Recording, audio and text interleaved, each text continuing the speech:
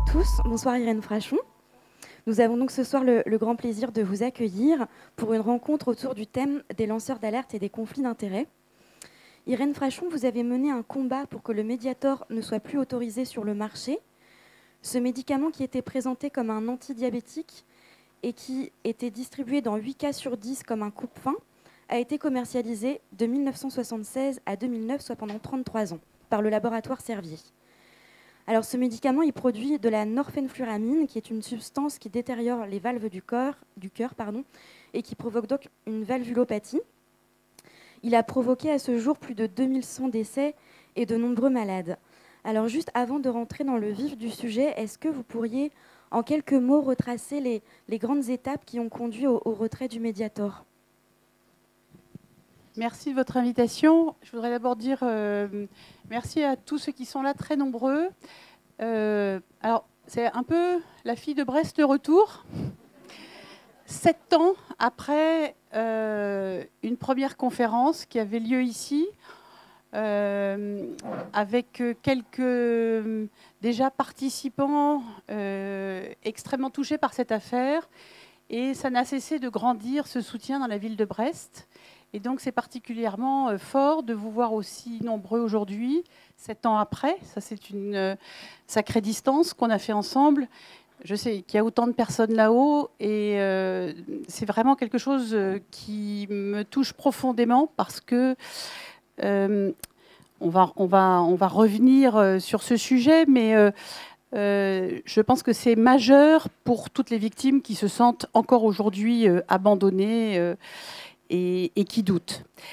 Il y a 7 ans, effectivement, s'est tenue une première conférence parce que, avec Charles Kermarek, nous avions décidé de publier un petit témoignage extrêmement factuel qui racontait comment j'avais découvert, par hasard, et j'ai envie de dire, il y a quelque chose du destin dans cette histoire-là, qu'un médicament très largement commercialisé depuis plus de 30 ans, distribué à plus de 5 millions de consommateurs, était en réalité un poison parfaitement identifié, dont la nature était dissimulée de manière à poursuivre un commerce aussi effréné que absolument effarant. Alors d'ailleurs, ce livre, c'est celui-là, donc, et le jour où cette conférence s'est tenue, le livre venait d'être publié, mais bien plus grave, il venait d'être censuré par la justice. Et en fait, aujourd'hui, on va beaucoup parler de justice parce que je me suis rendu compte, au fil de toutes ces années, que la justice, ce n'était pas quelque chose qui s'obtenait comme ça, même dans un pays comme la France, que c'était quelque chose pour laquelle il fallait se battre, que c'était quelque chose qu'on pouvait piétiner, qui n'était pas gagné, et enfin que c'était quelque chose qui était, nous le savons tous, mais essentiel. On ne peut pas vivre sans la justice. Et donc cette histoire, elle a commencé par, il y a 7 ans, une première incroyable injustice sur une décision du tribunal de grande instance de Brest qui censurait l'alerte. Et c'était déjà, j'aurais dû le prendre comme le premier signal très... On l'a pris, on l'a pas très bien pris avec Charles. Charles, t'es où? Charles, il est par là. On l'a pas très bien pris avec Charles, ce premier signal. Ça nous a quand même inquiétés. Mais on s'est dit que, bon, ça allait prendre un petit peu plus de temps que prévu. Et on va revenir sur le déroulé de ces 7 années. Mais aujourd'hui, justice n'a toujours pas été rendue. Voilà pour ce livre. Alors, qu'est-ce qu'il raconte, ce livre? Une histoire simplissime, en fait, trop grosse pour être crue. Et à chaque fois que je la raconte, je commence par me pincer avant de la raconter. Et je sais que les gens qui l'écoutent se pincent aussi. Et c'est peut-être d'ailleurs une des raisons qui fait que la justice est aussi si difficile à être obtenue. C'est quoi l'histoire? C'est celle d'un soi-disant laboratoire pharmaceutique. On va revenir sur cette expression. Ça n'est pas un laboratoire pharmaceutique, c'est une entreprise criminelle.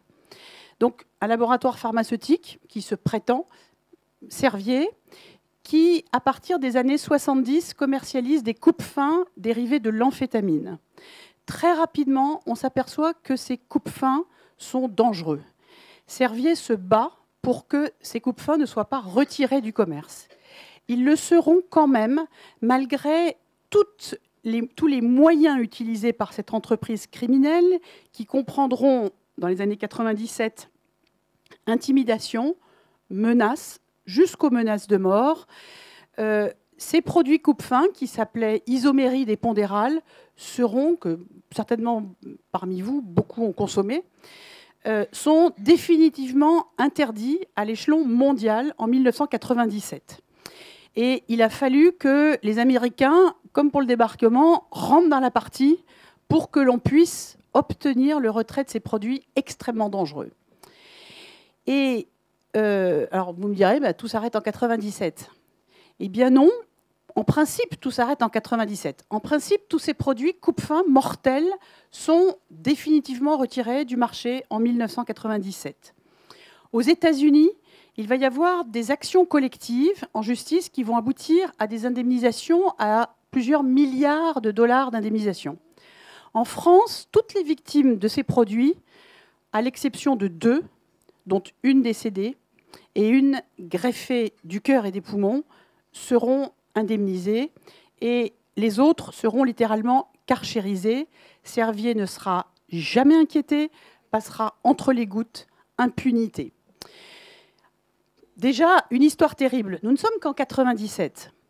Et 10 ans plus tard, il se trouve que j'étais témoin de cette histoire-là, jeune médecin. Donc cette pilule-là, déjà, elle n'est pas passée.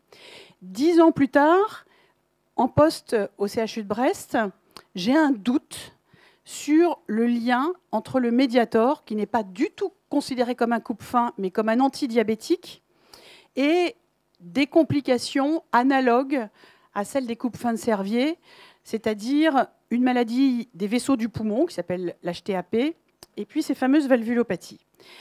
Et pourquoi j'ai ce doute ?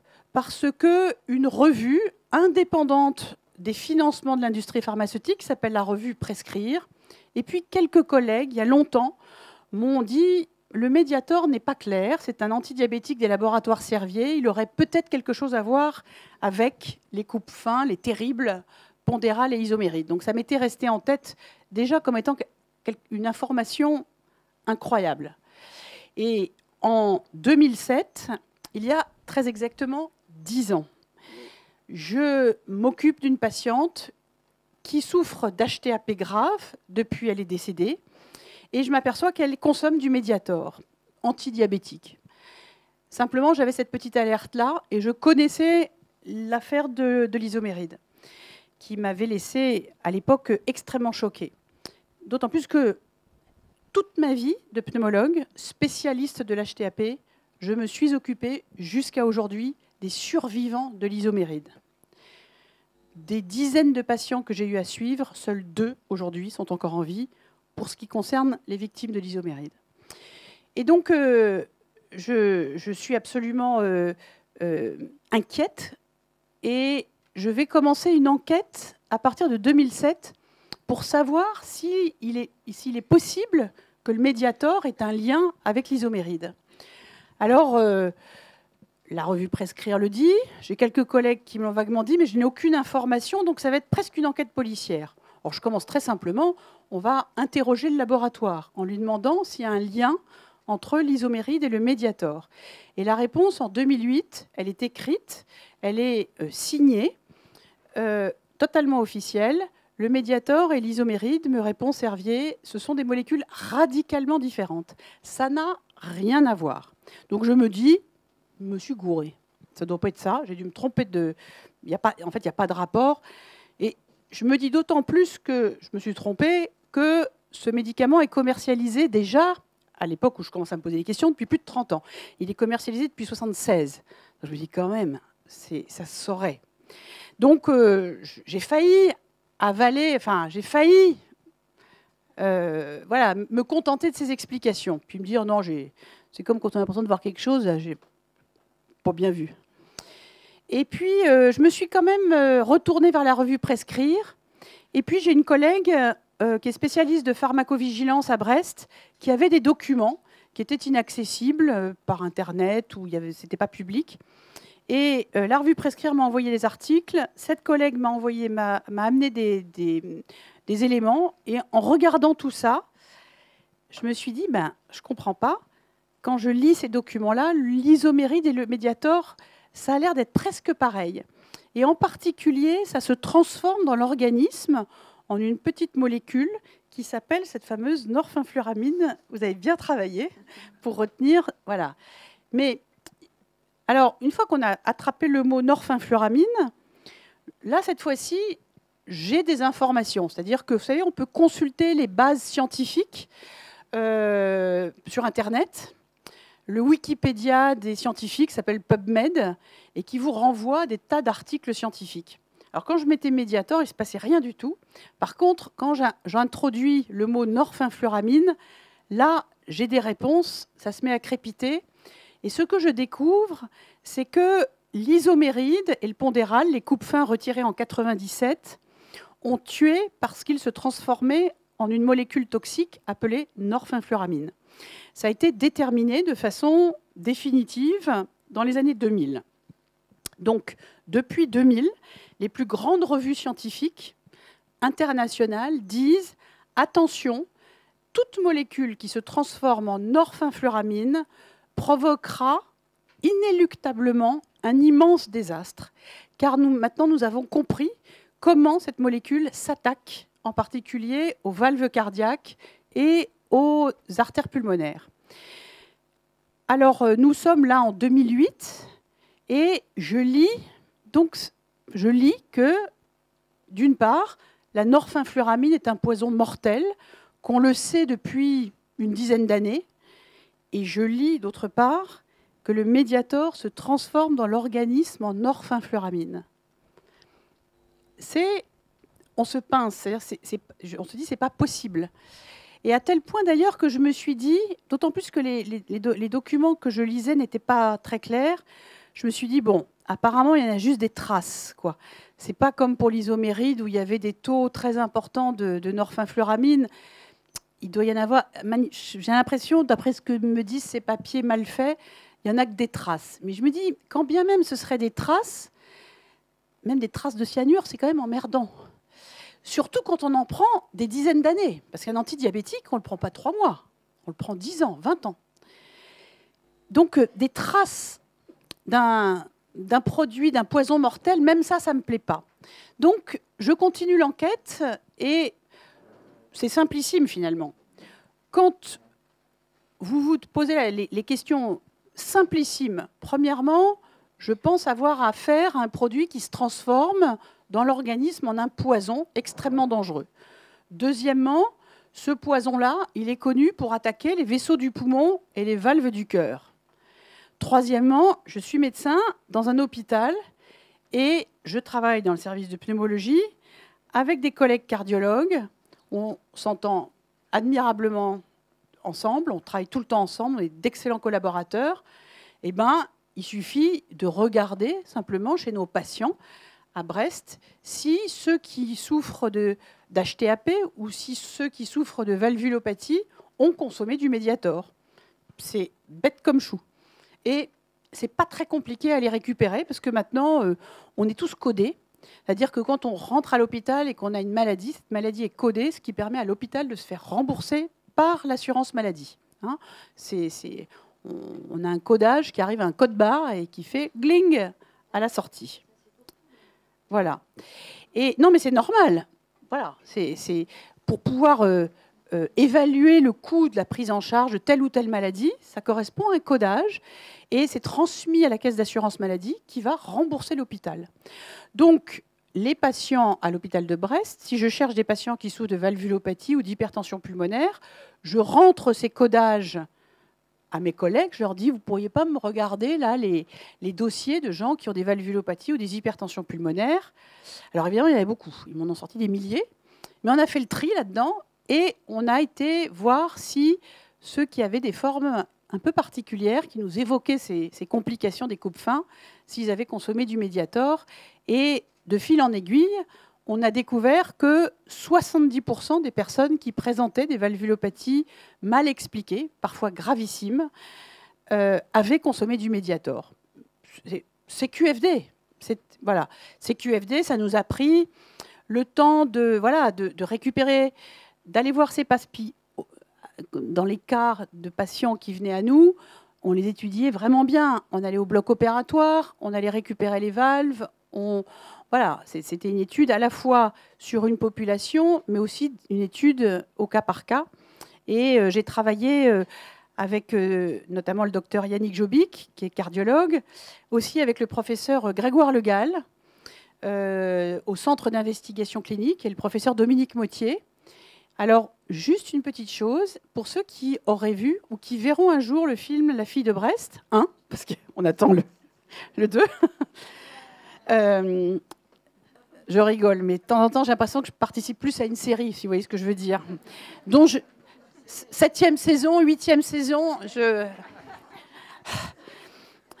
j'aime pas les séries.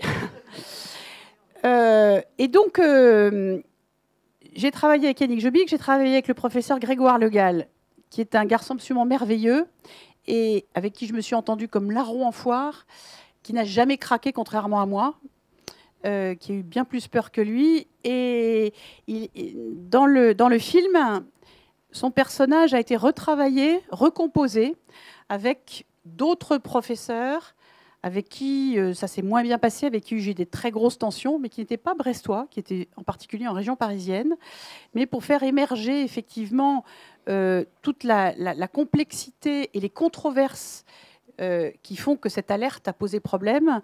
Emmanuel Berco a recomposé un personnage qui s'appelle le professeur Le Bihan dans le film, qui est joué par Benoît Magimel, mais qui n'est pas le vrai professeur Le Gall. Voilà, qui a accepté d'une certaine façon que son personnage, à lui propre, soit un peu abîmé pour absorber un peu la noirceur de certains de ses collègues. Voilà. Je dis ça, c'est important, parce que c'est quelqu'un qui est connu ici. Mais la cinéaste m'a dit, tu comprends, on ne peut pas faire un film avec que des bisounours. Ça ne marche pas dans un film. Et il faut qu'on comprenne aussi ce qui se met en tension et ce qui est en jeu. Donc voilà, ça c'était un petit peu une aparté, mais pour vous dire qu'on a travaillé donc en collaboration à l'hôpital et qu'il nous a fallu en gros, pour arriver à une démonstration, à peu près 2 ans et demi. Pendant tout ce temps-là, on a alerté l'Agence du médicament et on a obtenu le retrait du Mediator fin 2009. Ça a été compliqué. L'Agence du médicament a été extraordinairement méprisante, condescendante, inerte, lente à prendre des réactions. Il fallait vraiment... c'était presque une espèce de chasse à l'homme pour arriver... Enfin, une course contre la montre, une course contre la mort aussi, car nous... Pendant ce temps-là, ces 2 années et demie, nous avons vu certaines de nos patientes décéder de ces complications. Et on se disait, c'est pareil dans la France entière. Donc c'était absolument affolant, puisque je savais à l'époque qu'à peu près 400 000 personnes en prenaient chaque jour. Donc c'était énorme et il fallait y aller. On a eu un gros coup de main grâce à un médecin de la Caisse d'assurance maladie avec qui on a pu être en contact. Et lui, il ne s'est pas contenté des données du CHU de Brest, il a regardé les mêmes données sur l'ensemble des données françaises, donc sur des millions de données, et il a pu confirmer ce signal. Ce médecin qui a pris ces initiatives parce qu'il croyait que notre affaire était sérieuse et qui a alerté, mais seulement dans un deuxième temps, sa hiérarchie, a eu ensuite, et on pourrait y revenir dans les questions, des problèmes liés à finalement aussi sa stature et son positionnement de lanceur d'alerte au sein de son institution. Donc voilà, résumé. Que vous dire? Fin 2009, le produit est interdit et on se dit, ben, c'est bien, les gens vont arrêter d'être empoisonnés, mais nous avons beaucoup de victimes à Brest. J'ai vu la façon dont les victimes de l'isoméride ont été déboutées face à la justice de manière absolument ignominieuse et mortes, désespérées, et face à des escadrons d'avocats absolument impitoyables envoyés par les laboratoires. Et je me suis dit, il ne faut pas qu'ils connaissent ça à leur tour. Il faut donc que leurs avocats et eux-mêmes connaissent l'histoire et sachent que certains documents qui m'ont été transmis par les laboratoires Servier constituent, à mon sens, des preuves absolues, des démonstrations que Servier non seulement connaissait la dangerosité du médicament, mais de manière totalement délibérée, trompait, désinformait et prétendait que Mediator et Isoméride n'avaient rien à voir. Donc c'est très très important pour obtenir la reconnaissance et la justice. Quand on va devant un tribunal de grande instance, il faut, et qu'on pense être victime, par exemple, d'un médicament, il faut apporter la preuve que le médicament était bien dangereux, ce qu'il n'aurait pas dû être, et que ce dont vous souffrez est bien lié avec l'effet de ce médicament. Et inutile de vous dire que quand on n'y connaît rien, parce qu'on prend les médicaments, déjà que les docteurs ne connaissent pas bien les médicaments, alors je ne vous dis pas les consommateurs, enfin je ne dis pas ça pour qu'on flippe, hein, mais pour qu'on soit lucide. Il faut des connaissances qu'on n'a pas forcément. Donc, l'intérêt aussi majeur de ce livre, c'était de permettre à ces victimes d'obtenir justice. Et en particulier justice, c'est-à-dire indemnisation, reconnaissance, car la situation d'invalidité cardiaque est particulièrement éprouvante. Et puis la deuxième chose aussi qui était importante, donc je vous ai dit, fin 2009, le produit est retiré. Donc je pense vraiment à deux choses. Aux victimes brestoises, en premier, en me disant, on ne peut pas les laisser monter comme ça au créneau sans leur mettre des flèches dans le carquois. Ce n'est pas possible. Deuxièmement, il doit y en avoir tout autant en France, et elles ne sont même pas informées du fait que ce dont elles souffrent, ce sont les conséquences d'un empoisonnement, et d'un empoisonnement délibéré. Et puis la troisième chose, c'est que au fil du temps, alors ça c'est très très difficile à admettre, mais j'ai dû reconnaître que j'étais face à de très grands criminels, à une entreprise criminelle strictement hors norme, c'est-à-dire capable de laisser sur le marché pendant plus de 10 ans, en fait au total en réalité 33 ans, mais avec la preuve absolue de la dangerosité, écrite, publiée, disant attention, si ce type de produit est commercialisé, c'est un désastre. C'est-à-dire que les termes utilisés dans les publications étaient incroyables. Et donc, imaginez que cette entreprise a pu délibérément laisser ce produit sur le marché, délibérément tromper et donner des informations qui dissimulaient sa nature, sa dangerosité, et enfin se comporter de manière digne du gangstérisme à l'époque de l'isoméride. Et je le découvrirai aussi également sur les premiers lanceurs d'alerte sur le Mediator. Mais ça, je ne le sais pas encore à l'époque. Je me méfie de comme de la peste, mais je n'imagine pas que c'est aussi grave, en fait. C'est-à-dire qu'on se dit toujours, ça peut pas, c'est pas possible. C'est le deuxième laboratoire français. Ça n'est pas possible. À un moment donné, il y en a bien un qui va réagir au sein de cette boîte et dire bon, calme le jeu là, parce que ça va pas bien tourner. On indemnise, on va vers les victimes, on retire le produit, voilà. Et en fait, ça n'arrivera jamais. Et jusqu'à aujourd'hui, ça n'arrivera jamais. Et finalement, je découvre que ça a une cohérence.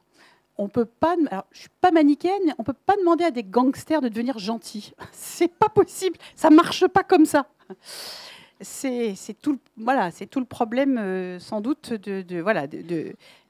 peut-être parfois de l'irréversibilité de la voie délinquante, en particulier quand elle est aussi organisée et aussi finalement assumée. Oui, on peut tout à fait utiliser le terme de mafia parce que c'est. Alors attention parce que je vous parle d'une histoire exceptionnelle et d'emblée je voudrais qu'ensuite on soit extrêmement attentif au fait qu'il n'y a pas d'amalgame possible. c'est un cas d'école qui illustre, et on va en parler, les problèmes de la justice, les problèmes des conflits d'intérêts, les problèmes, le fait tout simplement que la santé n'est pas sanctuarisée. Il ne faut pas croire que parce qu'on parle de la santé, tout se transforme en bisounours. La santé est un énorme marché, très profitable, et donc les appétits financiers sont majeurs. Donc il faut à la fois être lucide et à la fois ne pas faire effectivement un amalgame qui conduit à des situations extrêmement dangereuses, et même pour notre santé, comme par exemple l'immense méfiance actuelle, en grande partie déraisonnable, que nous avons vis-à-vis des vaccins. Donc vraiment, on pourra en rediscuter, mais il ne faut rien mélanger, parce que ça pourrait aussi se retourner contre nous. Voilà, c'est la médecine, avec tout ce qu'on peut imaginer, a quand même produit la pénicilline, pour ne citer qu'elle, l'insuline, etc., etc. Donc voilà, l'histoire en est là. Vous avez compris pourquoi ce livre était, à mon sens, incontournable. Et donc j'ai eu la chance, après avoir rencontré au départ des grands éditeurs parisiens, mais qui voulaient que ça n'allait pas, etc., fait lire ce manuscrit à Charles Kermarec, qui l'a fait lire également à Hervé Hamon, qui le conseillait, et qui ont tous les deux compris l'importance de cette histoire, sa gravité et l'extrême urgence qu'il y avait à publier ce livre. Charles l'a publié en quelques semaines après que je lui ai confié le manuscrit. C'était vraiment une aventure incroyable. Et il a été censuré en 48 heures, très exactement. À vous la parole. Par la justice sur attaque des laboratoires Servier. C'est-à-dire que c'est le tribunal de grande instance. Le président du tribunal, le juge, je ne sais plus de son nom, j'ai oublié son nom, donc je ne vais pas le dénoncer parce que je n'ai pas de mémoire, ça tombe bien pour lui, la Molle. Le juge du tribunal de grande instance de Brest de l'époque a considéré que, effectivement, le livre intitulé Mediator, combien de morts, pourtant publié après le retrait officiel du médicament, y compris au niveau européen, pour nocivité, mais que d'oser demander à ce grand laboratoire combien de morts était attentatoire à ses intérêts industriels. Et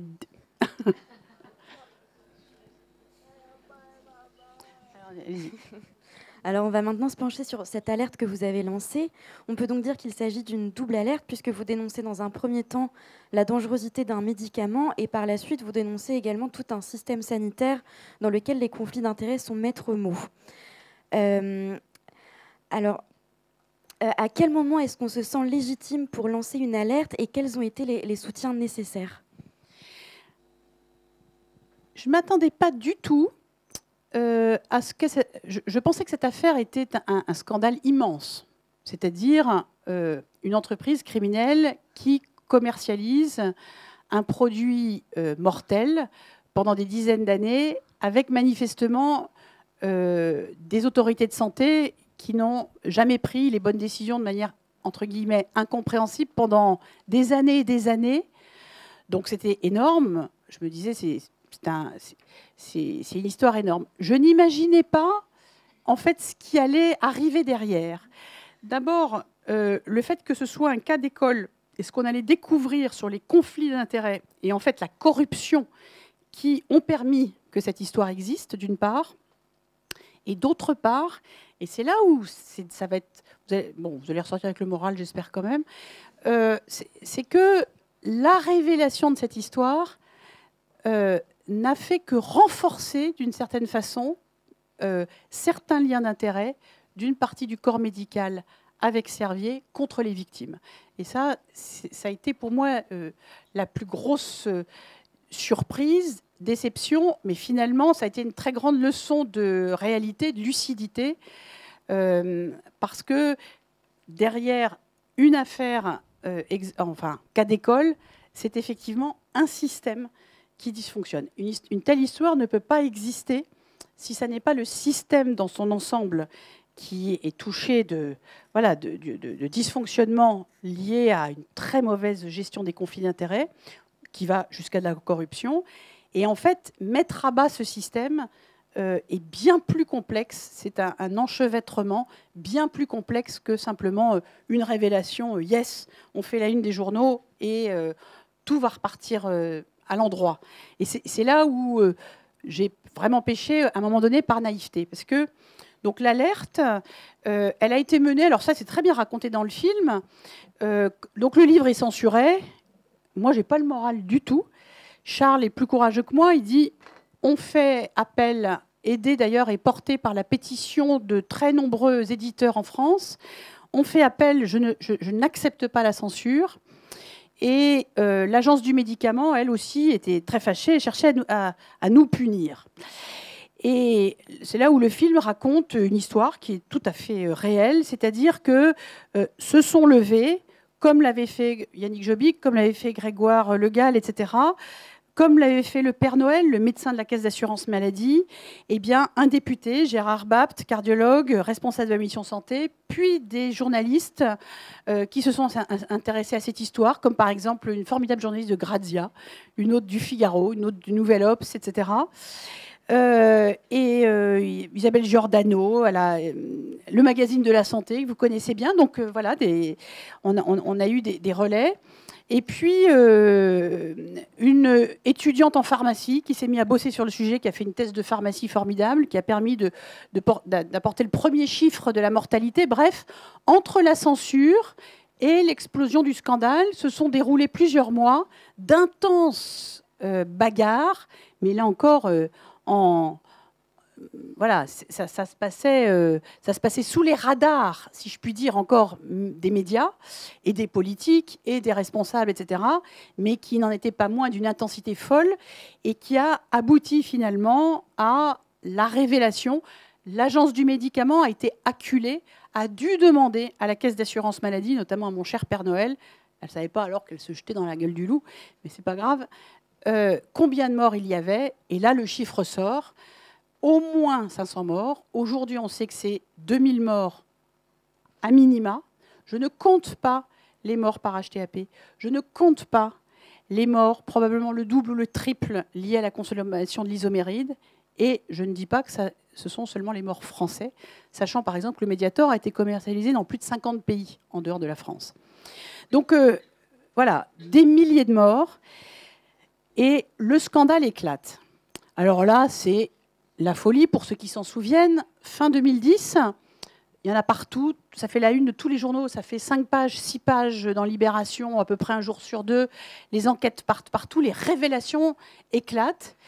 Et là, ce que je ne comprenais pas bien éclate au jour de plus en plus. C'est qu'il y a des conflits d'intérêts majeurs qui ont permis que cette histoire-là, invraisemblable, garder sur le marché un poison mortel perdure, et en particulier qu'il y a manifestement des complicités et des liens d'intérêt majeurs entre des experts de l'Agence du médicament et des cadres de chez Servier. Ça va être pointé une première fois par le rapport de l'Inspection générale des affaires sociales, l'IGAS, début 2011. Donc, rapport administratif éblouissant, qui est en ligne sur Internet. Vous pouvez le lire, c'est admirablement écrit, c'est absolument passionnant. Qui va aboutir à une grande réforme de l'Agence du médicament et à une loi sur la sécurité du médicament. Donc ça, c'est 2011. Ouverture d'une... Alors, comment on appelle ça au départ ? Information préliminaire avant d'une instruction judiciaire. C'est une enquête préliminaire qui va aboutir à l'ouverture d'une instruction donc judiciaire, et l'affaire va être confiée à 3 juges d'instruction et à tout un escadron de gendarmes spécialisés dans les atteintes à l'environnement et à la santé, qui s'appelle l'OCLAESP. C'est eux qui bossent sur l'amiante, sur toutes les crises sanitaires, qu'elles soient l'environnement, qu'elles soient... je pense qu'ils doivent bosser sur les toxiques déversés par Arcelor, par exemple. Enfin, ils sont sur toutes les atteintes à l'environnement ou à la santé. Ils ont des formations de biologistes, etc. Donc, gendarmes, mais ce sont des gendarmes. Et donc, il y a des très gros moyens qui sont pris à ce moment-là par l'instruction. Et perquisitions multiples, tous azimuts, auditions, expertise. Cette immense enquête va durer 3 ans et va s'achever en 2014. On va y revenir. Donc, instruction énorme, pénale, et avec des mises en examen multiples, on va y revenir aussi. Et troisième élément, qui va être la question des victimes. Quand cette affaire éclate, eh ben, arrivent les victimes, par centaines, par milliers, par dizaines de milliers. C'est effarant, c'est d'ailleurs pas étonnant, puisque des centaines de milliers de personnes découvrent dans le journal que depuis des années et des années, ils consommaient un poison et que ça a fait plein de morts. Vous imaginez ce que ça peut représenter comme traumatisme. Moi, j'ai eu des tas de lettres, j'ai peur, et encore aujourd'hui, il y a un traumatisme absolument effrayant. Et puis, plein de gens qui vont... Alors, ce médicament ne tue pas tout le monde, heureusement. Il abîme le cœur à peu près de 15% des gens qui en consomment, ce qu'on découvrira plus tard, et il crée des lésions cardiaques très graves, irréversibles, chez 1% à peu près, 1 pour 1000 des gens qui en consomment. Mais quand vous avez 5 millions de personnes qui en ont consommé, je vous laisse faire le calcul, ça fait beaucoup de monde. Donc, beaucoup de gens vont s'apercevoir que, en plus d'avoir avalé un poison, c'est bien ça probablement responsable de leurs troubles. Alors, c'est une telle pagaille qu'en plus, on s'affole pour tout. Il va y avoir des confusions, des gens qui ont fait des infarctus ou des embolies pulmonaires. A priori, ça n'a rien à voir, mais ils sont convaincus que c'est le Mediator. Enfin, évidemment, c'est ça, le scandale du scandale. C'est que ça provoque des dégâts et des effets collatéraux absolument épouvantables.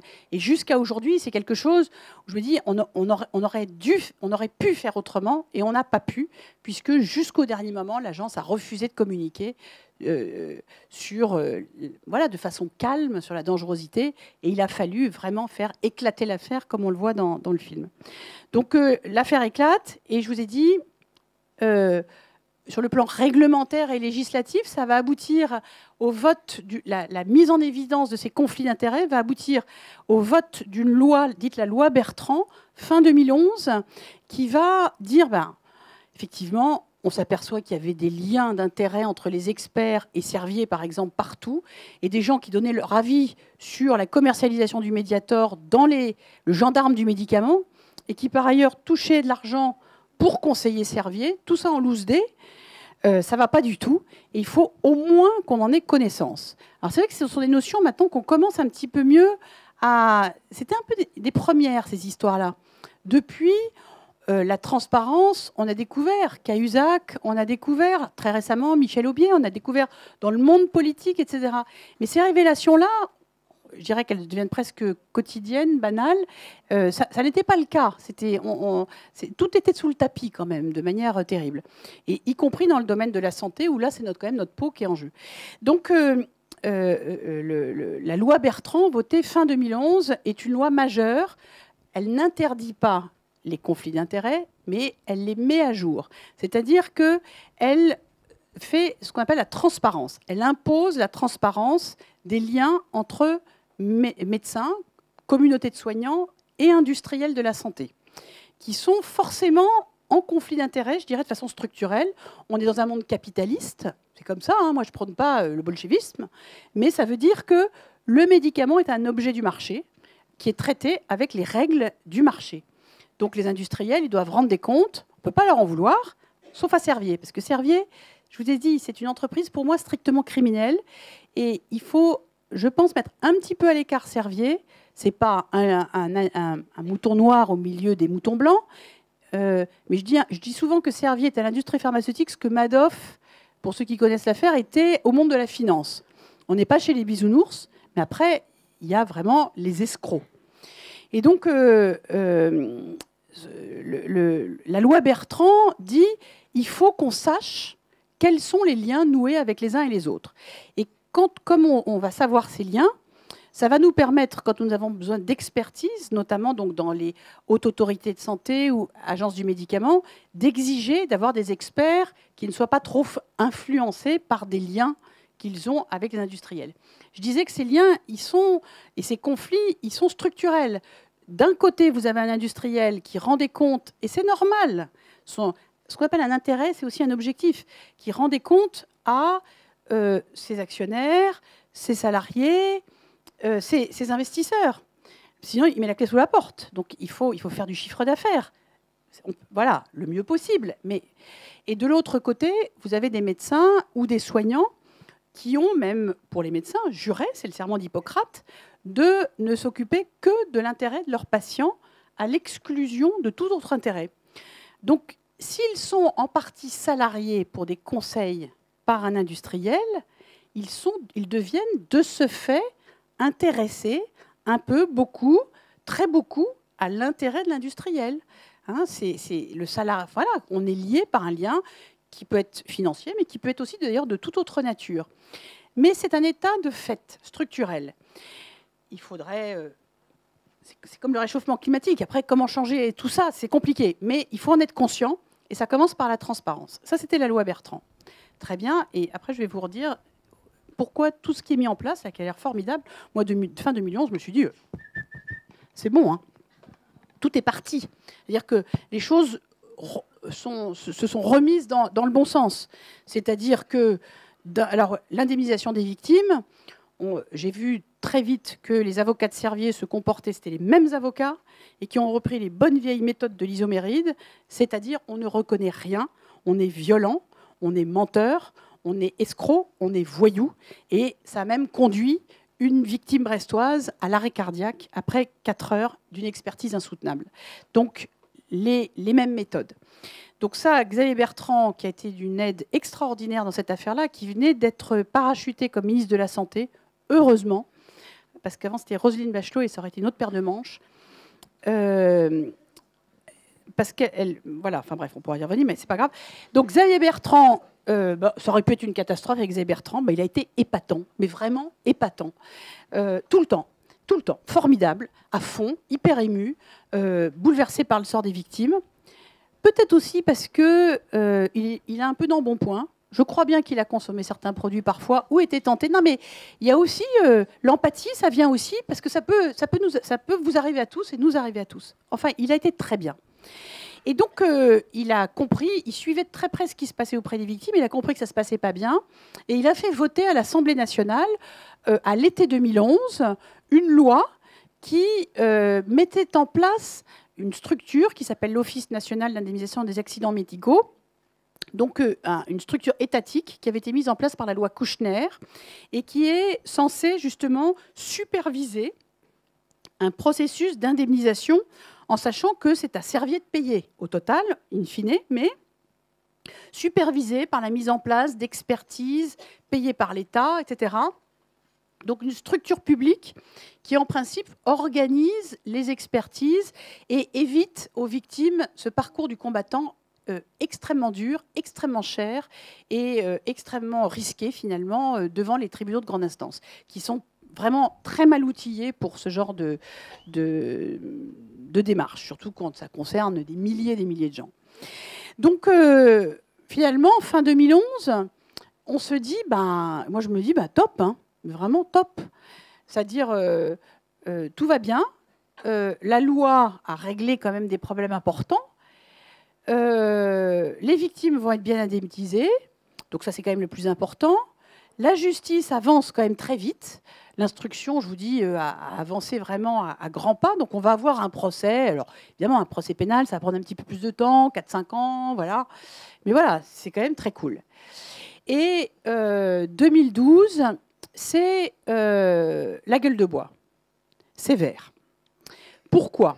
Et c'est là, effectivement, où petit à petit, je vais réaliser que l'affaire du médiateur n'est pas un accident, et que c'est le révélateur de dysfonctionnement, de mentalité, de tournure d'esprit de certains, etc., qui s'opposent de manière féroce à la réalisation d'une certaine justice et la préservation d'un certain nombre d'intérêts qui sont celles des consommateurs, des citoyens moyens, mais aussi la préservation de leurs intérêts quand ils sont victimes, quand ils sont touchés. Je m'en aperçois d'ailleurs parce que très rapidement, je suis rejointe par exemple par les victimes du Distilben, enfin d'affaires qui traînent depuis très longtemps. Et ce que je croyais être spécifique à l'affaire Servier, je découvre déjà l'injustice, l'humiliation, les procédures interminables, l'enlisement concernent bien d'autres victimes au hasard d'accidents médicamenteux en France. Donc je commence à comprendre que ce que je vois comme une affaire malgré tout assez contenue révèle quelque chose de bien plus grave et que ce qui va arriver en face ne va pas être si simple. Alors la suite, au pénal, donc je vous ai dit, travail, il y avait eu le fiasco complet du sang contaminé, où finalement personne n'a été réellement condamné. Ce sont des procès qui sont arrivés beaucoup trop tard. Il y a eu le fiasco de la vache folle, mais surtout de l'hormone de croissance, hein, qui a abouti au bout de 15 ans, 20 ans, là encore, soit à des relax, ou tout simplement parce que les gens étaient déjà morts, les mises en cause, les victimes, il y avait extinction de l'action publique. Et donc, c'est quand même... Là, je ne parle pas de l'amiante. Donc, il y a sur ces grands scandales sanitaires, on a vraiment le sentiment qu'il n'y a rien qui attrape. Et là, je dirais que j'ai fait un gros cadeau au juge d'instruction. C'était bien ficelé, l'affaire. On avait un méchant, puis vraiment méchant, avec des preuves, mais vraiment béton. C'est-à-dire que j'ai vraiment des documents dans lesquels, comme je vous l'ai dit, incroyable, Servier dit, le Mediator et l'isoméride, ça n'a rien à voir. C'est radicalement différent. Ça n'est pas la même molécule. Ça n'est pas la même chose quand on l'avale dans l'organisme. Or, je viens de vous dire que c'était pratiquement les mêmes molécules, mais pire encore, qu'une fois absorbée, ça devient la même molécule exactement, mortelle, parfaite. Donc, vous voyez, c'est vraiment, c'est carré. Hein. Même un enfant, il comprend. Enfin, donc on se dit, certes, c'est énorme, mais à partir du moment où la justice se saisit de ça, ça va aller dire. Et d'ailleurs, les juges d'instruction, le parquet, mon vieux, ça frimait. Ils étaient tous là, vous allez voir, en 2015, procès, et allez hop, et allez hop. Bon, on s'est un peu méfié, parce qu'il y avait des avocats qui connaissaient bien et qui m'ont dit, on va essayer d'aller quand même à Nanterre. En 2013, on a essayé de faire ce qu'on appelle une citation directe à Nanterre, en disant... On a toutes les preuves, on n'a pas besoin de l'instruction, on veut que Servier soit condamné pour tromperie. Et on s'est fait débouter. Alors, c'était important, quand même, parce que sur le plan du symbole, le vieux Jacques Servier, avant de mourir, il est mort en 2014, a été traduit devant des juges. Et ça, c'est pas rien. Si vous regardez, c'est la force du symbole. Si vous tapez Jacques Servier sur Google, vous allez voir ce petit sorcier malfaisant à sa place, face à ses juges, avec des avocats derrière lui. C'est-à-dire là où il aurait dû être traduit bien en amont, mais pour moi, c'est essentiel que ces images-là existent. Et donc, ça a été au moins le mérite de ce procès avorté. Mais on nous disait, mais vous nous cassez les pieds, vous allez tout foutre en l'air, ils vont laisser l'instruction, ça va très bien se passer, vous allez voir, etc., etc. Moyennant quoi, effectivement, l'instruction est close en 2014. Et là, se met en route quelque chose qui caractérise ce qu'on appelle la criminalité à col blanc. Je vous explique, c'est très simple. On ne met pas en prison, en principe, un innocent. Le pire, c'est quand même de mettre en prison un innocent. Donc, au fur et à mesure, dans un état de droit, on a renforcé les droits de la défense. C'est normal. Donc, pour que les décisions ne soient pas arbitraires et limiter le risque de décisions qui conduisent effectivement à des condamnations injustes, eh ben, le gars qui a attrapé en faisant tomber une petite grand-mère dans la rue en lui volant son sac et en lui mettant un hématome sous-dural, eh ben, il peut effectivement se défendre. C'est-à-dire que si il est condamné injustement, c'est pas lui qui était là en fait à ce moment-là, etc. Il peut faire appel.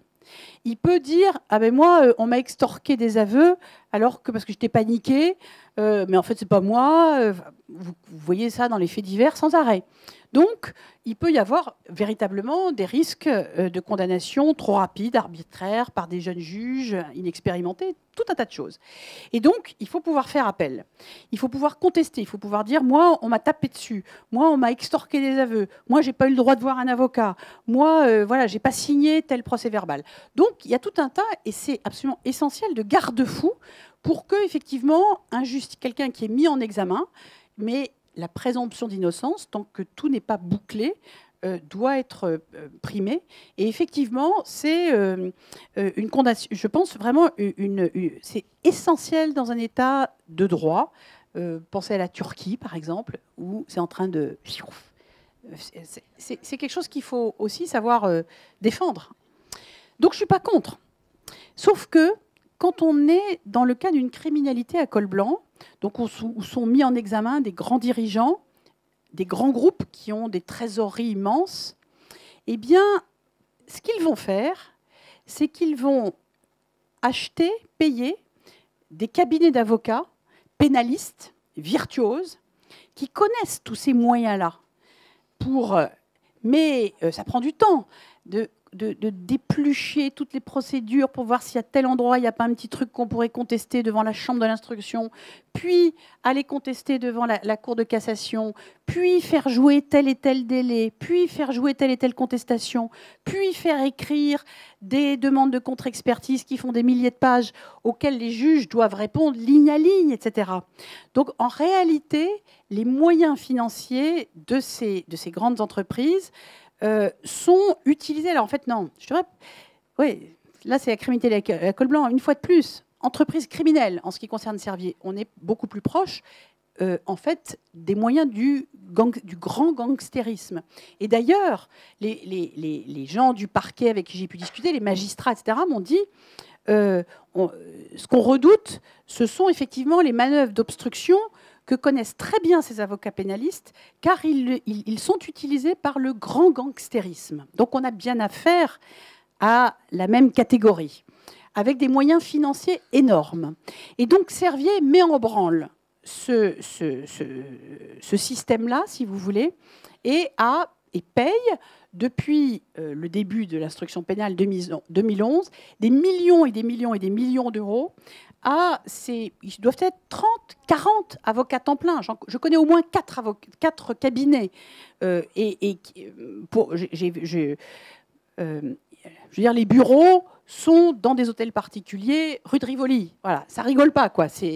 Faut pouvoir entretenir tout ça. Donc c'est vraiment à très haut niveau. Et ces cabinets d'avocats, effectivement, ont comme mission d'asphyxier la justice de façon légale. C'est-à-dire que le juge d'instruction, il a fait un boulot formidable. Tous les greffiers, les trucs, tout ça est nickel. Mais Servier a le droit de contester devant la chambre de l'instruction. Donc il conteste. Et il le fait, et puis il le refait, et puis il y retourne, et puis il joue le dernier moment pour le faire. Donc vous avez 3 mois, par exemple, pour poser vos contestations. Ben, vous les déposez à 3 mois moins un jour. Tout est comme ça, avec des milliers de pages. Or, les juges doivent répondre à chaque... S'ils ne répondent pas, c'est une erreur de procédure. Donc, vous imaginez ce que ça peut entraîner. Et cette machine infernale commence à se mettre en place à partir, effectivement, dès 2011, mais 2014, soi-disant fin de l'instruction. Et là, commence à s'ouvrir cette mécanique qui va aller devant la chambre de l'instruction, déborder. Donc, il leur faut à chaque fois 6 mois pour tenir une séance où les parties se confrontent, puis 6 mois pour rendre leur jugement. Après, vous pouvez aller devant la Cour de cassation, etc., etc. Et donc, ce petit jeu-là a duré jusqu'en les dernières contestations, jusqu'en mai 2017. Donc, la dernière audience et rendue de décision de la Chambre de l'instruction qui est le dernier droit de tirage de Servier pour faire jouer ces annulations, c'est mai 2017. Alors vous dites, bah super, on va y aller. Alors déjà, Servier conteste quand même, mais ça va être jugé en même temps que le grand procès. On nous dit, c'est pas grave, ils vont encore en cour de cassation, mais ça va être jugé en même temps. Bon, très bien. Qu'est-ce qui s'est passé ? Le parquet général de Paris, qui avait vu s'accumuler tout le travail des juges d'instruction, au fur et à mesure. Alors, il faut savoir comment marche la justice en France dans les délits qui peuvent vous conduire en prison. Ça peut être en correctionnel ou ça peut être aux assises. Là, on parle de correctionnel. On parle de correctionnel parce que ça n'est pas un meurtre délibéré. Jacques Servier n'a pas dit « je veux tuer Madame Untel avec mon Mediator ». C'est plutôt « j'en ai rien à foutre de Madame Untel du moment que je me fais rembourser mon médicament ». Mais je ne sais même pas qui est Madame Untel parce qu'elle ne m'intéresse pas. Donc, ça n'est pas un meurtre dans ce sens-là, mais une mise en danger d'autrui, ce qu'on appelle les homicides et blessures involontaires, etc. Donc ça relève de la correctionnelle. Mais la correctionnelle, c'est sévère, hein. C'est pas sympa quand même, parce que voilà, c'est aussi du pénal. Alors, donc, vous avez bien compris, quand quelqu'un est donc mis en examen par un juge d'instruction, que se passe-t-il ? Il y a des parties civiles, des victimes, etc., qui portent plainte de leur côté, qui sont la caisse d'assurance maladie à porter plainte pour escroquerie, etc. Donc vous avez des parties civiles qui disent « moi je suis victime parce que j'ai une valvulopathie, moi je suis victime parce que j'ai remboursé 1 milliard d'euros que j'aurais jamais dû payer parce qu'on m'a fait croire que c'était un antidiabétique, c'était un coupe-faim, etc. » avec des avocats. Vous avez le parquet de Paris, c'est le procureur qui représente tout le monde, nous, la société, c'est-à-dire celle qui dit « ça, c'est un crime ou un délit que notre société n'accepte pas, c'est contre la loi de faire ça, donc je vais poursuivre au nom de la société le présumé coupable, enfin le mis en examen. » Donc ça, c'est le rôle du parquet, du procureur. Et puis, vous avez les juges d'instruction donc le procureur prépare ce qu'on appelle un réquisitoire. D'accord ? Ensuite, vous avez les juges d'instruction, quand il y a eu une instruction nécessaire, parce que c'est compliqué, qu'il faut enquêter, etc., et qui, à la fin de leur enquête, signent ce qu'on appelle une ordonnance de renvoi. C'est-à-dire que les juges d'instruction disent, ben voilà, nous, on a tous ces faits-là, on a trouvé ça par nos perquisitions, etc. Et pour nous, avec notre analyse juridique, ça doit être jugé parce qu'on pense que c'est suspect. Là, on pense qu'on a des éléments qui relèvent du délit de tromperie, du délit d'escroquerie, du délit, etc. Et donc, on demande, avec les éléments qu'on a rassemblés, le renvoi en correctionnel. Alors, il peut y avoir des divergences de tout ça. Par exemple, dans l'affaire Dominique Strauss-Kahn, eh bien, les juges d'instruction ont dit, nous, on renvoie Dominique Strauss-Kahn devant un tribunal parce qu'on considère que ce qu'il a fait relève de proxénétisme, machin. Et le parquet a dit, non, nous, on ne renvoie pas, on demande la relaxe parce que pour nous, ça ne relève pas. Donc, il peut y avoir des accords. Mais s'il y a des accords et s'il y a quand même une des parties qui demande le procès se tient quand même. Vous me suivez jusque-là ? Parce que ça va arriver devant un juge qui, lui, est tout à fait indépendant et va entendre le procureur, va regarder l'instruction, le travail des juges d'instruction, va entendre les parties civiles, va entendre les mises en examen et va dire, ben moi, au vu de tout ça, je juge que, effectivement ou pas, il y a eu délit et ça relève de telle ou telle chose. Voilà comment ça marche. Alors, dans l'affaire du Mediator, où en sommes-nous ? Les juges, le procureur, pour bâtir son accusation, se sert bien sûr des éléments que lui apporte le juge d'instruction et bâtit un réquisitoire. Donc le réquisitoire a été rendu aux parties civiles dans l'affaire du Mediator au mois de juin, le jour en fait où Servier a épuisé son dernier recours. Le parquet de Paris, le procureur François Molins, qui centralise toutes les plaintes, a rendu son réquisitoire. Et là-dedans, il y a 597 pages en particulier qui racontent un crime industriel hors norme qui commence dès les années 70 avec la mise sur le marché d'un soi-disant antidiabétique, en réalité un coupe-faim, mais avec des preuves que dès le départ, il y a eu une tromperie délibérée, d'abord sur les qualités entre guillemets du Mediator, comme présenté comme antidiabétique, et à partir des années 95, on a commencé là à dissimuler le fait qu'en plus d'être un faux médicament, c'était un vrai poison dangereux. Et tout ceci occupe donc... Et alors, c'est passionnant parce que, exactement comme mon petit livre, qui est un petit réquisitoire, c'est-à-dire que on met des documents, en fait, tout est référencé. Mais c'est la même chose, mais en 10 fois pire, en 100 fois pire. Et je peux vous dire qu'on ne s'est pas gouré. Et dans ce réquisitoire, il y a une centaine de pages qui sont consacrées à la corruption médicale.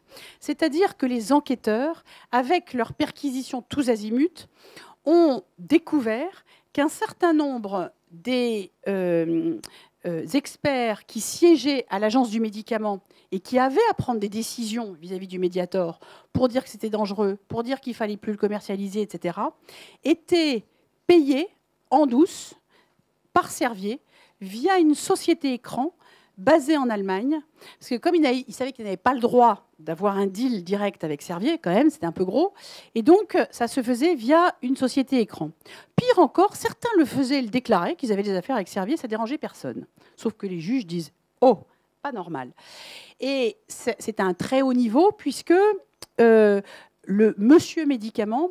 C'est là d'ailleurs où c'est fascinant, parce que un très grand pharmacologue français qui a créé, jeune pharmacologue, mis en place toute la pharmacovigilance française en se battant contre les industriels de la santé. Et très récemment, d'ailleurs, une anecdote magnifique avec Simone Veil. Simone Veil, ministre de la Santé dans les années 70, a été alertée que les dictionnaires officiels de médicaments étaient des véritables publicités mensongères, etc. Et des jeunes pharmacologues lui ont proposé de faire le ménage un peu là-dedans et de commencer, etc. Des menaces sont arrivées, notamment de Servier, sur Simone Veil. Et bien, qu'est-ce qu'elle a fait, Simone? Elle a dit, on continue. Et ça, c'est une très belle anecdote qui a été rapportée récemment par Dominique Dupagne sur le net. Bref. Donc, dès cette époque-là, il y avait déjà une tension. Et vous voyez, c'est des jeunes pharmacologues qui se mettent au boulot, qui font un boulot formidable, qui font face aux industriels fermement. Et un de ces grands pharmacologues, le professeur Jean-Michel Alexandre, va devenir le grand chef de toute la pharmaco française. Il va régner en maître pendant 20 ans sur la pharmaco et la pharmacovigilance française. Il est aujourd'hui mis en examen dans l'affaire du Mediator, car quand il a quitté l'agence en 2000, il a aussitôt signé de façon dissimulée un contrat avec Servier et a été payé plus d'1,3 million, a reçu plus d'1,3 million d'euros pour pratiquement aucun travail. Donc, et toute l'instruction montre qu'il s'est toujours finalement probablement arrangé pour que le Mediator ne soit pas ennuyé. Et c'est assez fascinant de se demander comment on bascule comme ça. C'est un peu c'est la guerre des étoiles. Hein. C'est Anakin Skywalker qui bascule du côté obscur de la force. Et ce sont des mécanismes subtils et complexes en réalité. Mais ça concerne énormément d'experts qui sont mis en examen. Et ça va jusqu'à une sénatrice qui s'appelle Marie-Thérèse Hermange. Alors, petite anecdote, j'arrive à une audition devant le Sénat.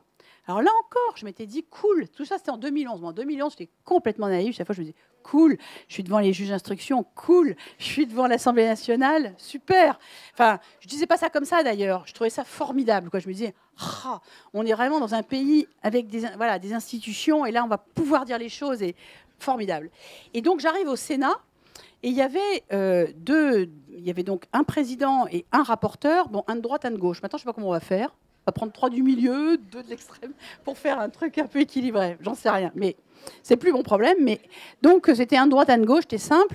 Celui de gauche, c'était un médecin formidable, le sénateur François Autain, qui depuis 40 ans ou 50 ans se battait médecin pour justement que le médicament soit quand même considéré pas comme un objet du marché comme les autres et avec plus de garantie d'indépendance. Et puis, une sénatrice, Marie-Thérèse Hermange, qui avait beaucoup grenouillé dans les comités nationaux d'éthique et auprès de la PHP, enfin, pas médecin, mais qui avait quand même un véritable prestige et une stature éthique reconnue. Bon, très bien, grande dame, épatante, épateur, grand boa, enfin moi je la trouvais vachement impressionnante. Et donc j'arrive voilà, pour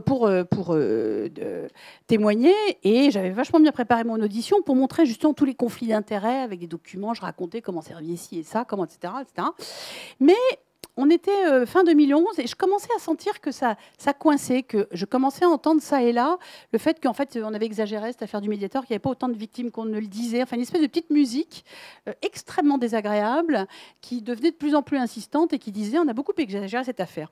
Donc quand je suis arrivée devant le Sénat, je me suis dit oulala, on va parler des victimes. Et donc j'avais préparé effectivement la liste des prénoms de toutes les victimes du Mediator que je connaissais, et j'ai commencé par rendre hommage sous forme de mes liens d'intérêt, l'énumération de ces prénoms. Et j'ai senti qu'il y avait quelque chose qui ne passait pas, mais je ne comprenais pas, et donc l'audition s'est passée dans des conditions très difficiles. Et quelques mois plus tard, on a appris qu'en réalité, Marie-Thérèse Hermange était conseillée par un grand professeur de médecine, lui-même consultant pour Servier, à hauteur de plusieurs centaines de milliers d'euros par an, et qui avait comme mission de protéger Servier et d'accabler l'agence. Et le soir, il avait rendez-vous avec Marie-Thérèse Hermange pour réécrire le rapport du Sénat en biffant ce qui accablait Servier et en accablant l'agence. et en particulier en remettant en cause l'évaluation des morts, etc., etc., etc. Ils se sont fait choper sur une conversation téléphonique mise sur écoute avec le numéro 2 de Servier. Voilà. Et depuis, le juge d'instruction a élargi son enquête. Ils ont enquêté au Sénat, ils ont perquisitionné au Sénat, et ils ont découvert effectivement le poteau rose, c'est-à-dire qu'il y avait une entente entre cette sénatrice. Alors, pareil, Servier, les conflits d'intérêts entre les sociétés savantes, les cardiologues, etc., l'académie, et j'en passe, ce sont des bandits. On n'a pas besoin de la justice, surtout des médecins qui connaissent les études scientifiques, qui peuvent voir la molécule, se rendre compte que c'est un poison, etc. Beaucoup de gens ont compris, avec des documents très forts. Donc, le minimum, peut-être, c'est pas forcément de boycotter ces produits, quoique, à mon avis, sont tous des saloperies, parce que c'est vraiment...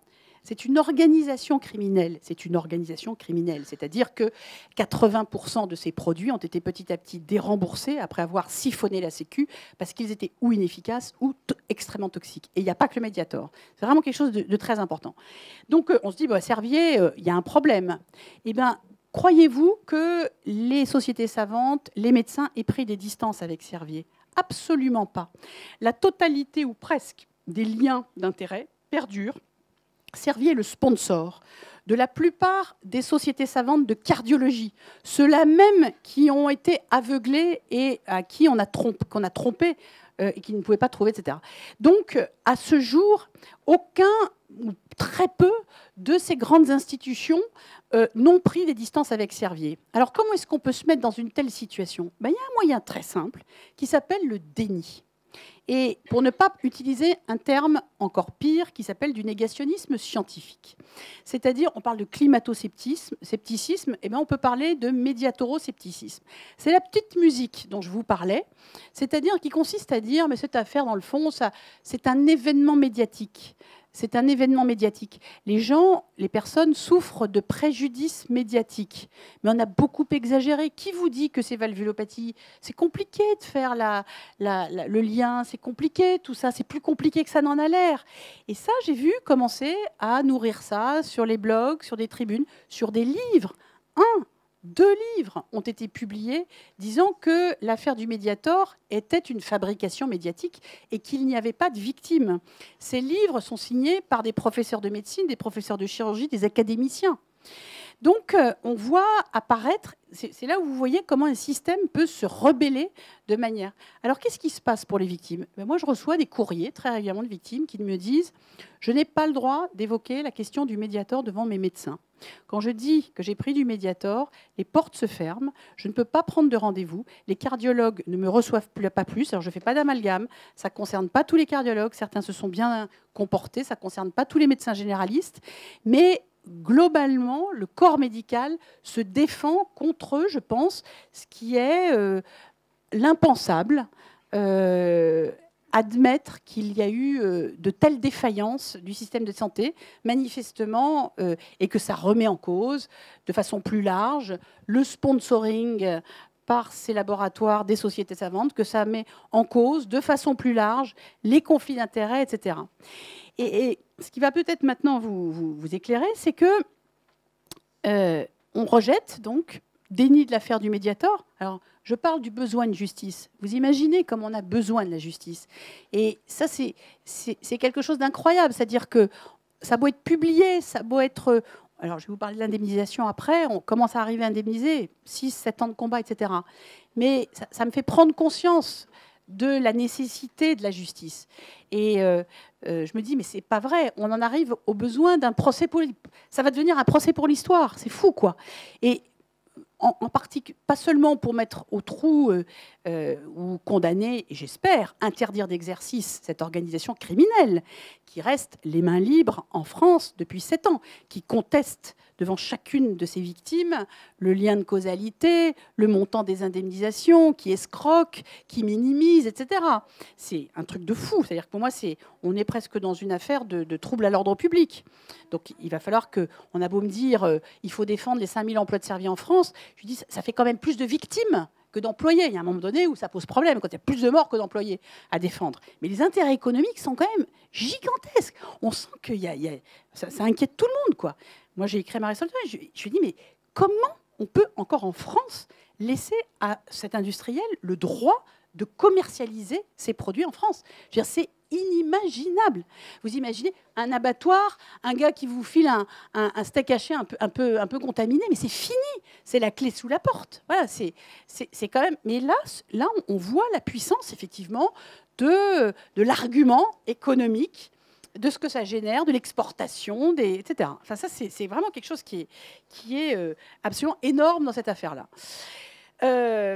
Pouf, pouf, pouf, pouf, pouf. Donc, j'étais en train de vous raconter effectivement les difficultés de la justice. Alors, tout ça va aboutir, j'espère, à un procès exemplaire, mais les gens partent. Voilà, c'est petit à petit aussi. Il y a le risque du délitement. Je n'y crois pas complètement parce qu'il y a aussi la solidité des documents qui font l'essence, je pense, de la justice et qui font aussi sa lenteur. C'est-à-dire qu'on parle sur du dur. Ensuite, l'indemnisation des victimes, où est-ce qu'on en est? Là, pareil. En 2011, c'était merveilleux. On allait indemniser ces pauvres gens empoisonnés, qui sont en invalidité, qui vivent avec 500 € par mois, qui ne peuvent plus rien faire, qui ont peur tous les jours de mourir, qui prennent des anticoagulants, etc. etc. Et en 2012-2013, ça a été la catastrophe. Toutes les expertises sont arrivées, ou presque.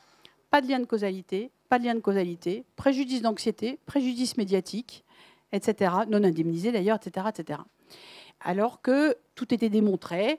Alors pour vous dire comment est-ce qu'on démontre un lien de causalité entre, par exemple, un médicament et des valvulopathies.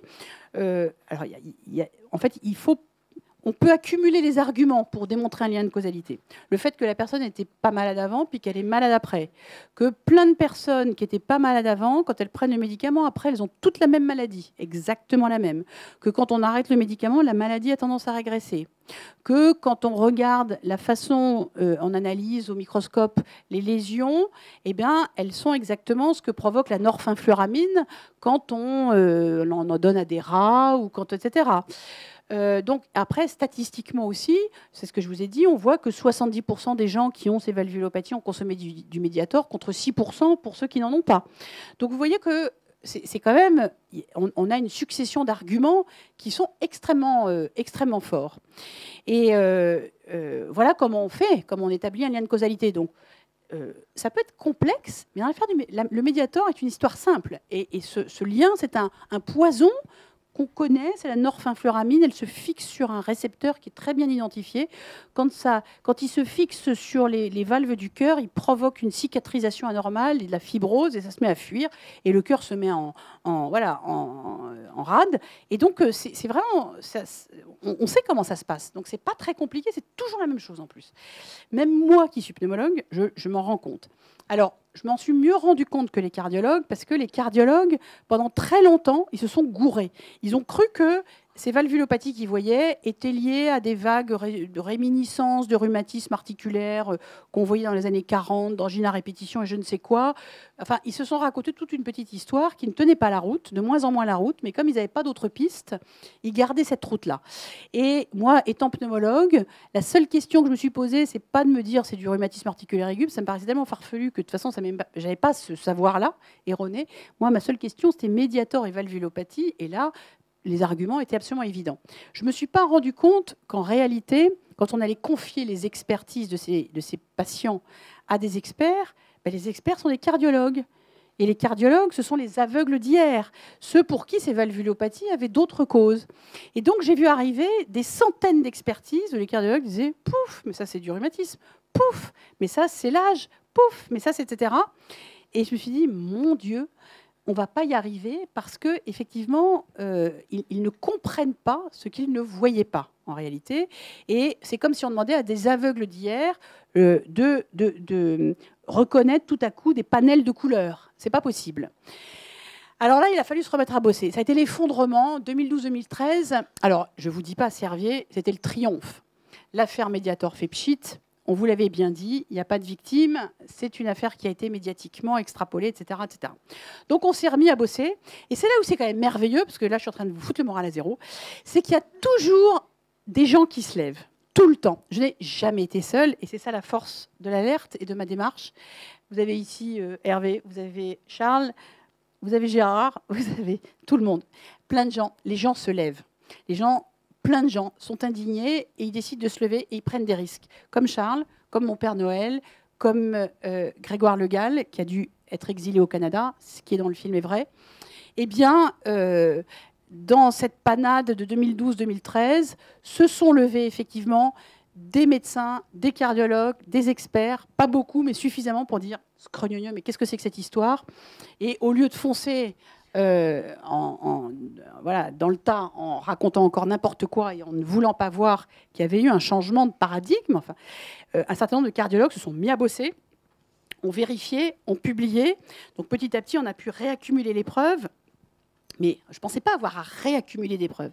Et puis, avec les associations de victimes, récupérer toutes les expertises, faire la démonstration que les expertises ne correspondaient pas aux études, qu'il y avait une erreur, que ça n'était pas les projections ne collaient pas, si vous voulez, et donc que ces expertises n'étaient pas bonnes. Le Père Noël, quand il a vu qu'il y avait un signal énorme, il m'a prévenu, il a prévenu ses hiérarchies, et ça a été très important pour que l'agence prenne vraiment ses responsabilités et retire le Mediator. Alors bon, ça passait à peu près, sauf que quelques temps après le livre est sorti, il était informé, je lui ai fait relire, pour pas qu'il y ait de bêtises, je n'ai pas donné son nom, mais je l'ai appelé le Père Noël, et on peut assez vite comprendre de qui il s'agit. Donc quand le livre est sorti et que ça a commencé à faire du bruit médiatique, ça a affolé sa hiérarchie, et il s'est pris, au lieu qu'on lui fasse une promotion immédiatement, maintenant c'est pas ça le réflexe face à un lanceur d'alerte, c'est de lui dire ta gueule. Voilà, donc il s'est pris une soufflante, etc. Moi, j'étais absolument catastrophée. Donc après, il l'a joué un peu en loose day. Il s'est tassé, mais il a continué à suivre l'affaire. Et c'est lui, finalement, qui a été interrogé pour compter les morts. Et c'est là où, quand je vous dis que l'agence s'est jetée dans la gueule du loup, c'est que presque 6 mois plus tard, c'est lui qui était chargé de compter les morts. Et ça, il savait faire, parce qu'il avait compris. Bref, donc effectivement, il a été... il a été extrêmement solide, extrêmement habile. Et quand le rapport de l'IGAS est sorti, l'affaire, donc là, on a bien vu un petit peu le rôle de chacun. Et d'ailleurs, le rapport de l'IGAS a rendu hommage aussi au Père Noël. C'est-à-dire qu'il faut savoir que dans l'affaire du Mediator, il y a eu plusieurs autres lanceurs d'alerte. Il n'y a pas eu que moi. Et il y a eu le Père Noël, je vais vous redire. Puis je vous raconterai aussi l'histoire du docteur Chiche. C'est très important de la comprendre. Et donc, voilà, donc c'était plutôt pas mal tout ça. Et puis quelques jours après, il m'appelle et il me dit tu sais, je change de poste. Je veux un truc qui ne m'intéresse pas, c'est un placard, je quitte mon poste, j'ai plus le droit de. Enfin, on le retire de ses bases de données. Alors là, je vois rouge, mais vraiment rouge. Et donc, j'avais la chance d'avoir un très bon contact avec les inspecteurs de l'IGAS, avec Xavier Bertrand. Donc, alors là, téléphone rouge. Et je crois quand même que la soufflante que s'est pris ce jour-là, le directeur de la Caisse d'assurance maladie, il n'est pas prêt de l'oublier, du ministre. Et donc, quelques jours après, mon Père Noël m'a appelé en me disant « Tiens, c'est marrant, j'ai retrouvé mon poste. » Et alors, il y est toujours. Et il a fait un boulot, il continue à faire un boulot. Alors, c'est pas facile, les boulots de Père Noël, parce que il est resté sur ses grandes bases. Il est un peu sous surveillance, mais maintenant, on a compris qu'il fallait faire ces croisements, comme on l'a fait pour le Mediator. Donc, on le lui demande tout le temps. Pour la dépakine, pour les pilules, pour le garde-asile, pour... Tout ça est mouliné. En fait, on s'est rendu compte qu'on avait un trésor de données. Et tout ça s'est mouliné par mon Père Noël et ses équipes. Et ça ne plaît pas toujours, ce qui sort. Vous savez, quand vous moulinez le truc, ce qui sort, c'est le garde-asile. Bon, ça va, c'est pas trop dangereux, mais ça donne quand même des syndromes de Guillain-Barré. Bon, on mouline. Le baclofène qu'on croyait être la panacée contre l'alcool, très forte dose, ça tue. Alors, ça ne plaît pas au docteur qui était à fond pour donner du baclofène. Bref. Donc, c'est très compliqué comme job, en fait. Mais il continue à bosser. Et il a été récemment décoré de la Légion d'honneur, le Père Noël. Donc, ça, c'est quand même chouette. Alors, ça, c'est bien. Ouais. Attention, Boris Papon l'avait aussi, la Légion d'honneur. Oui. Oui, alors je peux vous raconter une histoire de Légion d'honneur qui va vous faire plaisir. Ouais. Alors, la Légion d'honneur, je vais la raconter. Hervé, il faut la raconter. Je vous raconte le coup de la Légion d'honneur parce que je l'adore et je m'en lasse pas. Au début, ça m'a énervé aussi. En 2015, en pleine consultation, je surveille toujours quand même. Je suis un peu distraite. Mes patients le savent d'ailleurs. J'oublie les trucs. Alors après, ils me disent vous oubliez pas non. Et je vois passer une dépêche. Et je vois passer dans les nommés de la Légion d'honneur donc c'était en 2015, un ancien ministre, ancien garde des Sceaux, ancien ministre de l'Agriculture qui s'appelle Henri Nallet. Et alors là, je spasme. Alors pourquoi est-ce que je spasme? Parce que, toujours grâce aux écoutes téléphoniques, on s'est rendu compte, pendant l'enquête Mediator, qu'Henri Nallet, après avoir exercé toutes ses différentes fonctions, avait vendu et vendait tous les ans son carnet d'adresses et d'influence à Servier pour la modique somme de 300 000 € par an pour, voilà, ce qu'on appelle le réseau d'influence. Et qui, alors, Bon, très bien, il met du beurre dans les épinards, sauf que quand l'affaire du Mediator, il a continué à le faire. Et il a été pincé en 2013, alors qu'il continuait à faire ce trafic juteux de carnets d'adresses et de réseaux d'influence vendus à son vieil ami Servier. Donc les juges d'instruction l'ont fait venir et lui ont dit, on peut savoir un peu ce qui se passe, là, pourquoi, etc. Il avait, c'est quoi votre job, etc. C'est rien, c'est l'influence. Donc ça, il n'a pas été mis en examen, il a échappé de très peu, il est témoin assisté parce que c'est très précis les mises en examen. Il faut montrer qu'il y a un lien avec le Mediator. Et c'est resté une nébuleuse d'influence, mais sans qu'on puisse dire qu'à un moment donné, effectivement, il a favorisé le remboursement du Mediator. Vous voyez, c'est compliqué de tomber là-dessus. Il faut avoir le doc. Donc, il a été témoin assisté. Enfin, le truc m'est resté plus que là. Et d'ailleurs, il sera certainement interrogé comme témoin assisté au futur procès. Et tout ça, on le sait en 2013, par toutes les révélations qui tombent. Et puis en 2015, ah oui, alors, autre chose, en 2012, je crois, on m'a proposé la Légion d'honneur.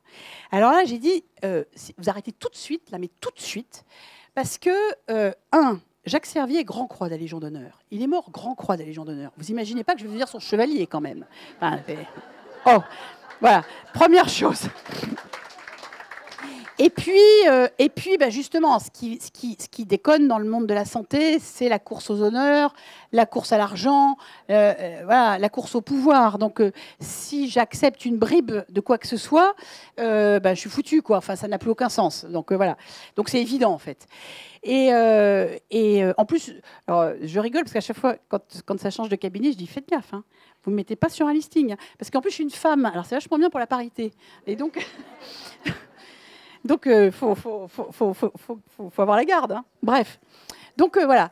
Et donc, Nallet à Légion d'honneur. Alors là, je suis absolument folle de rage et je téléphone, je crois que j'envoie un petit mail où je téléphone à Éric Favreau de Libé. Je dis, parce que maintenant, je suis hyper pote avec tout un tas de formidables journalistes. Et je dis, Éric, tu te rends compte par contre, je suis très, très fâchée avec beaucoup de médecins. Juste pour revenir quand même au sort des lanceurs d'alerte, j'ai cette chance extraordinaire d'être un lanceur d'alerte qui est porté par ma ville, porté par mon hôpital, porté par mes collègues, protégé. J'ai gardé mon job, j'ai gardé mon mari aussi. Enfin bref, des trucs incroyables. Non mais c'est pas le cas de tous les lanceurs d'alerte, c'est clair. Mais je suis excommuniée d'une grande partie de mon réseau professionnel en dehors de Brest. Je ne vais plus à aucune réunion scientifique, je ne vais plus à aucun congrès, parce que sinon je me ferais insulter. Voilà, ça m'est déjà arrivé, plus jamais. J'ai eu des tribunes de collègues. C'est pas seulement qu'ils m'en veulent de l'affaire du Mediator, c'est qu'ils m'en veulent des conséquences du fait que la loi Bertrand a dit maintenant il faut la transparence. Et ils ont été jusqu'à publier d'anciens patrons de ma communauté scientifique qui, au début, m'acclamait dans l'affaire du Mediator. Hein, c'était standing ovation. Franchement, on a mis la pâtée au cardiologue, donc on est vachement contents. Et là, ils sont beaucoup moins contents le jour où on leur dit « Oui, mais attendez, les gars, on peut regarder aussi ce qui se passe dans vos contrats entre tel et tel machin. » Bah oui, je suis désolée, mais voilà. Donc ça aussi, c'est un petit peu le sort des lanceurs d'alerte. Alors, pour en revenir à Nallet, là, j'appelle Éric Favreau et je lui dis « Tu te rends compte, Nallet, commandeur en plus de la Légion d'honneur. » Je lui dis « Mais tu te rends compte ?» Et il me dit « Non, mais ça va pas du tout, je fais un billet. » Alors, il sort un billet sur libé.fr, puis moi, j'étais là en train de « Qu'est-ce que je vais faire ?»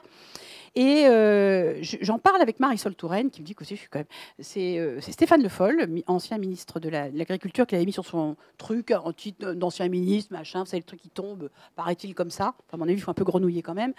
Et donc, je dis à Marisol Touraine, mais enfin, qu'est-ce qu'on fait, voilà. Et elle me dit, bah, écoutez, je suis bien embêtée. Je lui dis, qu'est-ce que je fais, tiens, je vais écrire au président de la République, parce que ça m'énerve d'abord. Et ensuite, c'est lui qui est le grand Manitou, voilà, le grand bouzi-bouzing de la Légion d'honneur. Donc, le quoi? Voilà, enfin, le grand chancelier, enfin, c'est lui, le grand maître de la Légion d'honneur. Et donc, je commence à écrire au président de la République. Et puis, j'envoie mon courrier, je l'envoie à Éric Favreau pour lui dire qu'est-ce que tu en penses. Oh, il me dit, c'est vachement bien, si tu veux, je la mets en ligne sur le site.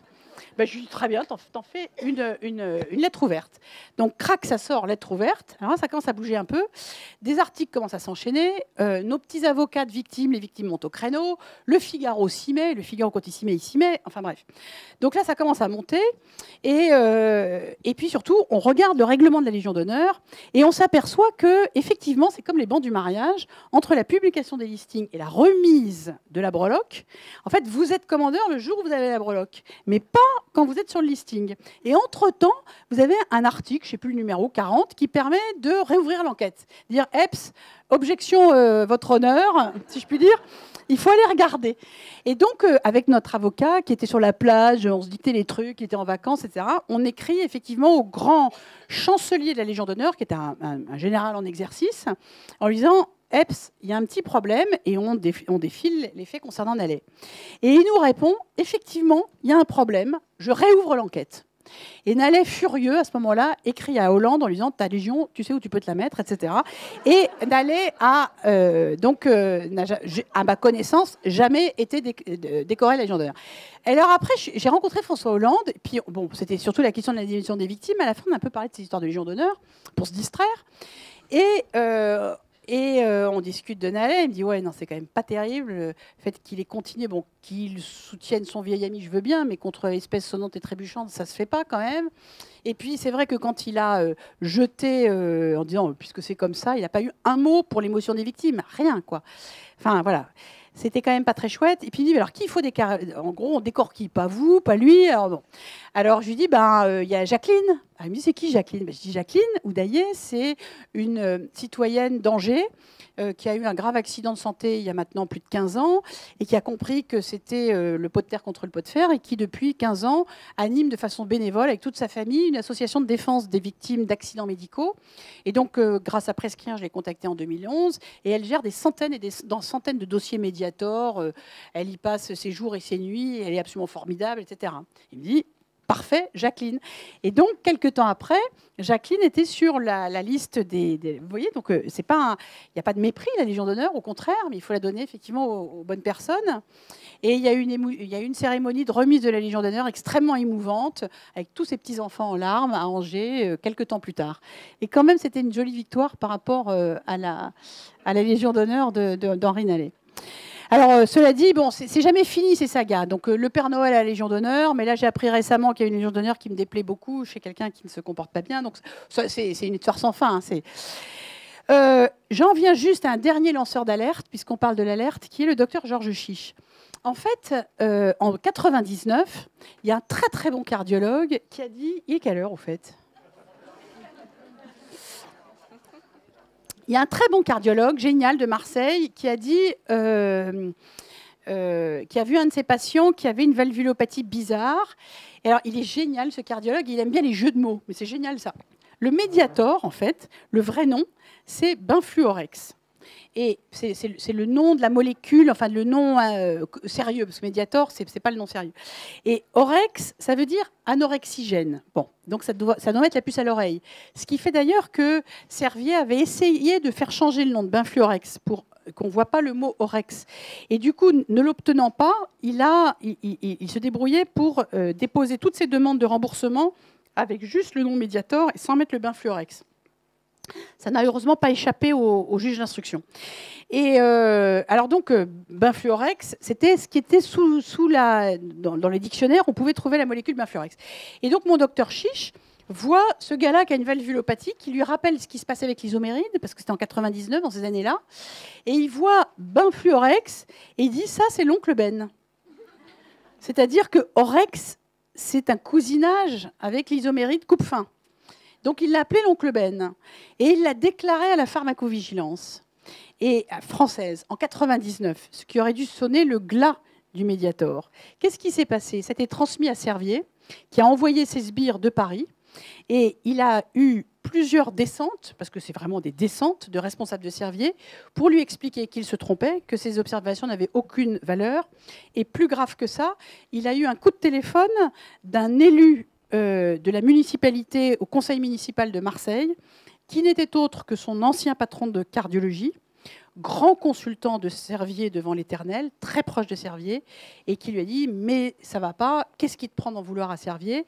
Il a heureusement eu le réflexe de se mettre sur haut-parleur, ce qui fait que son collègue et associé a entendu ces menaces, et des menaces qui concernaient lui, personnellement, sa famille, etc.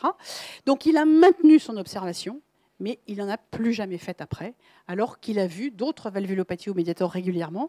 Il faisait arrêter le Mediator, il s'engueulait avec les médecins pour faire arrêter le Mediator, mais il ne déclarait plus. Et à mon avis, habitant Marseille, de la façon dont ça se produisait, effectivement, il n'a probablement pas eu tort. Alors, ce qui est fou, c'est qu'il a raconté cette histoire quand l'affaire du Mediator éclate. Il a raconté les pressions dont il avait été l'objet. Notamment, je vous invite à voir son audition qui est magnifique au Sénat, parce qu'il y a toute la gouaille marseillaise, et en même temps, c'est un très grand scientifique et très grand médecin. Et il raconte cette histoire au Sénat, donc en principe protégé, et puis ça va être évoqué lors d'une émission d'envoyé spécial. Il va être attaqué par Servier en diffamation.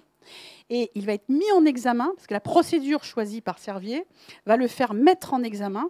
Et moi, j'ai été témoin à son procès, qui a duré un truc de fou. C'est-à-dire qu'il a été blanchi de la mise en examen sur plainte de Servier en 2016.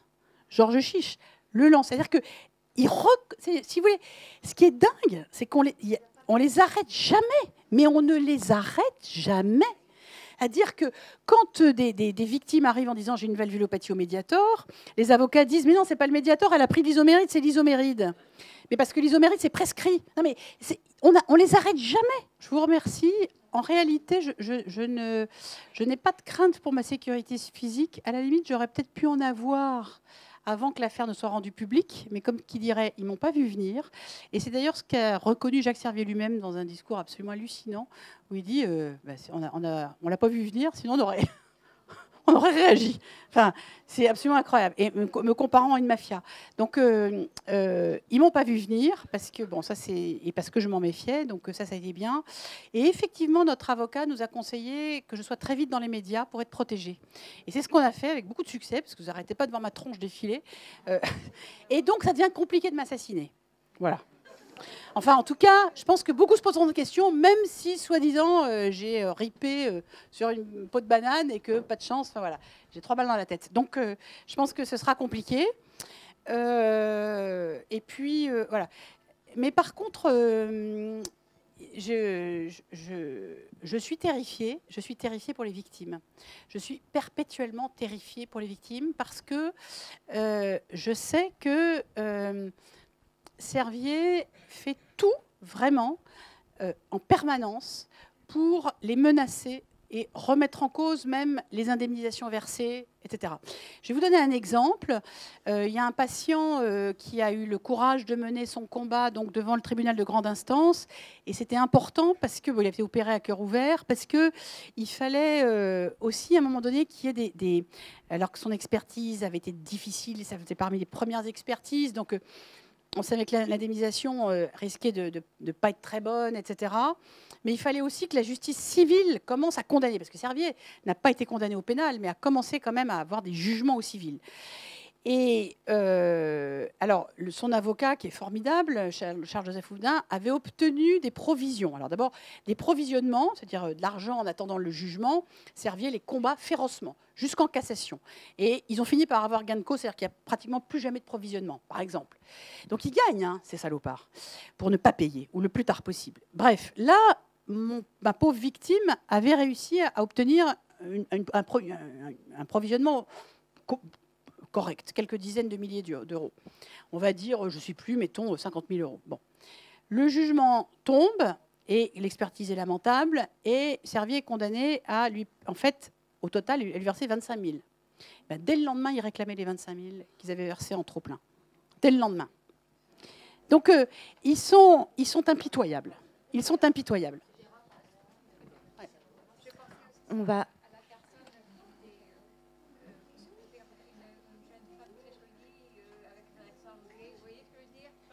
Lucie Vincent. Il faut que vous alliez lire pour ça. Lucie Vincent, malheureusement, est une femme qui écrivait des livres, on va dire, comment on appelle ça, un peu putassier, quoi,